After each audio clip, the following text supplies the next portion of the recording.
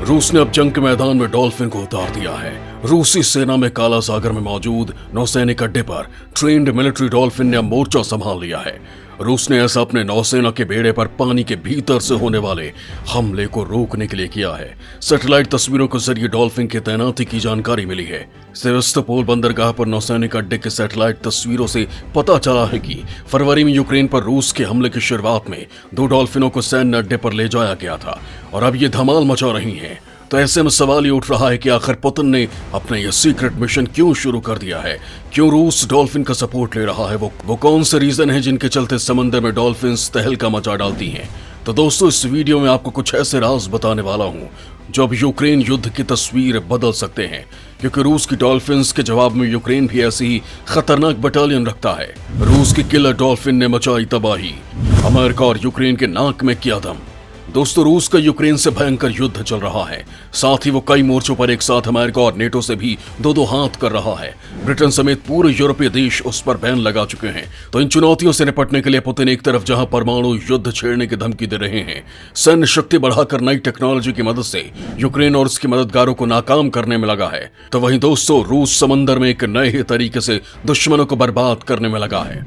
और इसके लिए रूस ने सहारा लिया है डॉल्फिन्स ब्रिगेड का। समंदर में मिलने वाली डॉल्फिन मछली, क्योंकि समंदर में ये जीव किसी कमांडो से कम नहीं होते हैं। बेहद शातिर और बेहद चपल डॉल्फिन ब्रिगेड पलक झपकते ही दुश्मन के जल समाधि बना देती हैं। खास बात यह है कि ये जानवर बड़ी से बड़ी सैन्य कार्रवाई को अपने दम पर आसानी से अंजाम तक पहुंचा देती हैं। रूस समंदर के अंदर मौजूद किसी भी खतरे से निपटने के लिए एक लंबे वक्त से ट्रेंड कर रहा था। इस बात का खुलासा सैटेलाइट तस्वीरों ने किया है। अब इस ब्रिगेड को भी समंदर में उतारा जा चुका है। काला सागर में बाकायदा अपनी पनडुब्बियों के साथ साथ इन ट्रेन डॉल्फिन्स मछलियों की पूरी ब्रिगेड को तैनात किया है, जो अमेरिका और यूरोप के नाक में दम कर रही हैं। आप भी जानना चाहेंगे कि आखिर ये मछलियों की फौज कैसे काम कर रही है, इनके जरिए रूस कैसे दुश्मन को मात दे रहा है।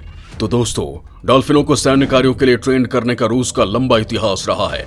रूस इनका इस्तेमाल समुद्र के नीचे मौजूद चीजों को खोजने और दुश्मन के गोताखोरों का पता लगाने के लिए करता है।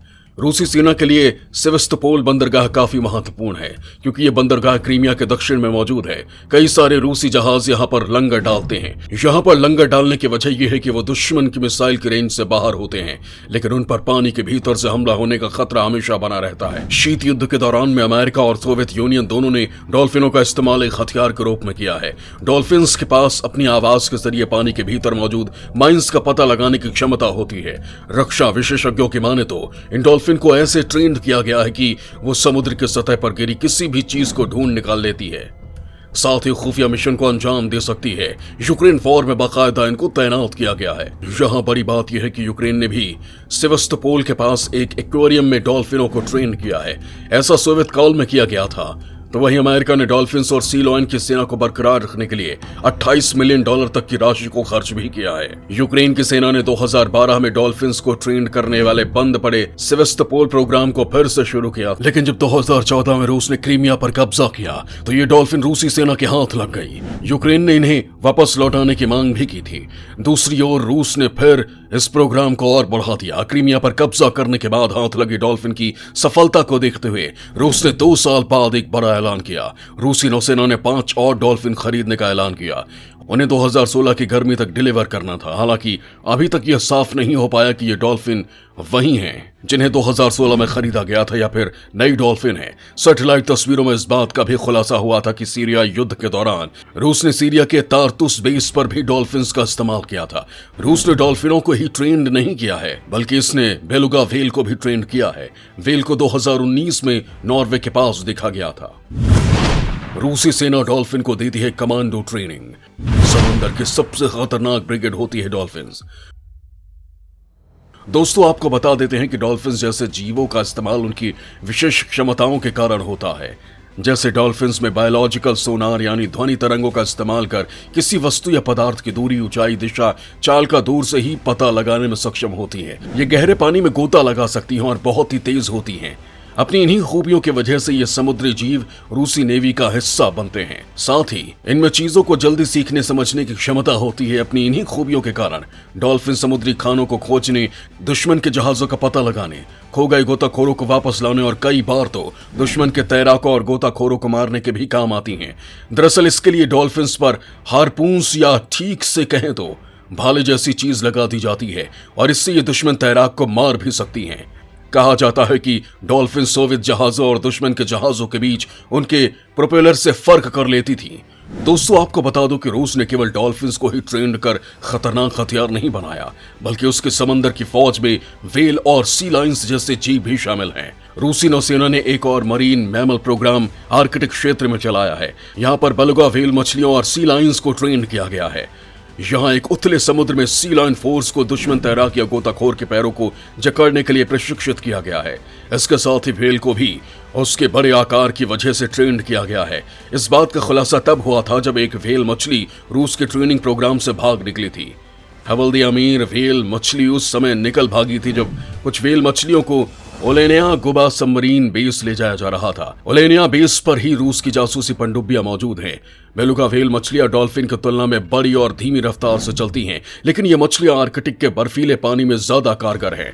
ओलेनिया बेस के पास ही रूस ने एक ब्रीडिंग सेंटर भी बना रखा है जिसमें इन मछलियों को पैदा किया जाता है। आपको बता दें कि रूस में डॉल्फिन ब्रिगेड को लेकर बड़ी जानकारी साल 2000 में सामने आई थी, जब रूसी सेना ने डॉल्फिन्स के एक समूह को ट्रेनिंग दी थी। उनका काम समुद्र में दुश्मन की पहचान करके सेना तक जानकारी पहुंचाना था। यूं भी सोवियत संघ और रूस में जानवरों को सेना में इस्तेमाल करने का पुराना रिकॉर्ड रहा है। उनके जरिए वो जासूसी के काम के साथ कई हमलावर कामों का अंजाम देते रहे हैं। अब भी कई देशों में जानवरों, पक्षियों और समुद्री जीवों को सेना के काम में इस्तेमाल किया जा रहा है। वैसे दोस्तों, यूक्रेन पर अटैक से कुछ वक्त पहले रूसी सेना ने बाकायदा ऑनलाइन टेंडर जारी किया था। तब रूस को अपनी सेना के लिए एक नर और दो मादा बॉटल न्यूज डॉल्फिन्स चाहिए थी। पुतिन सरकार ने इसके लिए ब्रोकर्स को $24,000 का ऑफर दिया था। वैसे दोस्तों, केवल रूस ही नहीं बल्कि जिस यूक्रेन पर रूस ने अटैक किया वो तो इस मामले में बादशाह है, तो वहीं अमेरिका और ईरान के पास भी बेहद शातिर डॉल्फिन्स आर्मी मौजूद है। हालांकि रूस ही नहीं बल्कि अमेरिकी नेवी भी डॉल्फिन्स और सी लायंस का इस्तेमाल अपने समुद्री अभियानों के लिए करती आ रही है। हालांकि अमेरिका हमेशा से ही डॉल्फिन्स के इस्तेमाल की खबरों को नकारता आया है, लेकिन माना जाता है कि अमेरिका ने भी 1950 के दशक से ही इन समुद्री जीवों को सैन्य अभियानों के लिए ट्रेनिंग देनी शुरू कर दी थी। डॉल्फिन्स ने ही वियतनाम और पर्शियन गल्फ वॉर के दौरान अमेरिका की रक्षा करने में अहम भूमिका निभाई थी। आज भी डॉल्फिन्स और सी लायन अमेरिकी बंदरगाहों और नेवी के साजो सामान की रक्षा करती हैं। अमेरिकी सेना में न केवल डॉल्फिन्स की भर्ती लगातार जारी है बल्कि उनको कमांडो ट्रेनिंग भी दी जा रही है। अमेरिकी सेना और ईरानी सेना भी डॉल्फिन्स को इस तरह की ट्रेनिंग दे रही है कि वो दुश्मन की सेना या आतंकवादियों को समुद्र में ही मार गिराए। अब अमेरिकी सेना डॉल्फिन्स को ऐसी ट्रेनिंग दे रही है कि वो मछली पकड़ने के हथियार हार्पून से दुश्मन या आतंकवादियों पर हमला कर दे। अमेरिकी नौसेना ने शीत युद्ध के दौरान पानी के भीतर बिछाई गई बारूदी सुरंग का पता लगाने के लिए डॉल्फिन का इस्तेमाल किया था। अफ्रीकी देश दुश्मनों की बारूदी सुरंग पहचानने के लिए चूहों का इस्तेमाल करते हैं। इनका वजन हल्का होने से बारूदी सुरंग के फटने का खतरा भी कम रहता है। इराक युद्ध के समय अमेरिकी सेना ने डॉल्फिन की मदद से बंदरगाहों के पास बारूदी सुरंगों की पहचान की थी और उन्हें निष्क्रिय किया था। अमेरिकी सेना आज भी उसे बड़ी उपलब्धि मानती है। हालांकि दोस्तों, साल 2005 में अमेरिका में आए विनाशकारी कैटरीना तूफान के वक्त भी सेना की डॉल्फिन मैक्सिको की खाड़ी तक पहुंच गई थी। उन सभी में जहरीली डार्ट गन फिट की गई थी जो किसी को भी मारने में सक्षम है। अगर कोई भी उनके करीब आता तो वो उन्हें दुश्मन समझकर मार सकती थी, लेकिन ऐसा नहीं हुआ। इतनी बड़ी घटना होने के बावजूद अमेरिकी सेना ने यह स्वीकार नहीं किया था कि उनकी सैन्य डॉल्फिन मिसिंग है। बाद में उन्हें कैसे वापस लाया गया यह आज तक गोपनीय है। हालांकि अब अमेरिका ऐसी डॉल्फिन्स को विशेष स्थान पर रखता है जिसकी जानकारी बड़े अफसरों को ही होती है।